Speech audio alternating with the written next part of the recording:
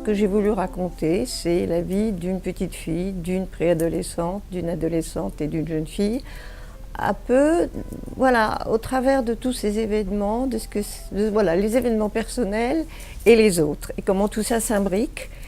Le départ, c'était la complexité de ma famille qui est on est parisiens depuis le début du 19e siècle, donc je veux dire, on est des Hébreux parisiens et on est des Parisiens mélangés catholiques et juifs, et mélangés depuis toujours. Moi je dis, on est vraiment des mélangés de Paris. Et l'idée c'était ça aussi, c'était comment on fait quand on a une histoire finalement où vos ancêtres ont été à certaines périodes antagoniques, qui se sont retrouvés dans Paris, des mariages entre juifs et catholiques dans les années 1850, c'était pas évident. Donc c'était des pionniers, si vous voulez. J'ai pas eu une petite enfance très facile, puisque j'étais dans une famille qui avait été quand même très éprouvée par la guerre.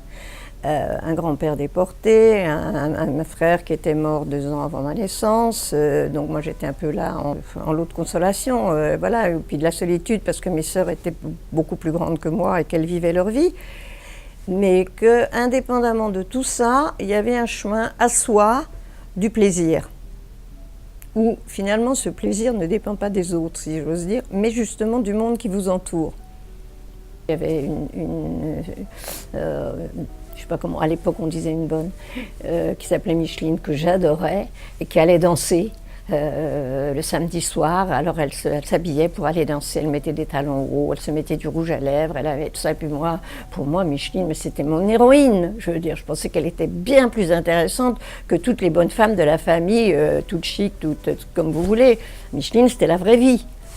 Mais ça m'a confirmée dans un appétit de vivre très vif et qui perdure jusqu'à aujourd'hui, que je retrouve. C'est-à-dire qu'il y a des moments que j'ai vécu enfant, quand je me les suis remémorés, que je les ai écrits, je me suis bien retrouvée.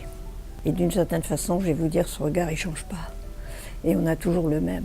Alors les choses s'accumulent les unes par-dessus les autres, mais le vrai regard, le regard qu'on a, et je pense qu'on a tous, c'est le regard qu'on avait quand on avait 5 ans.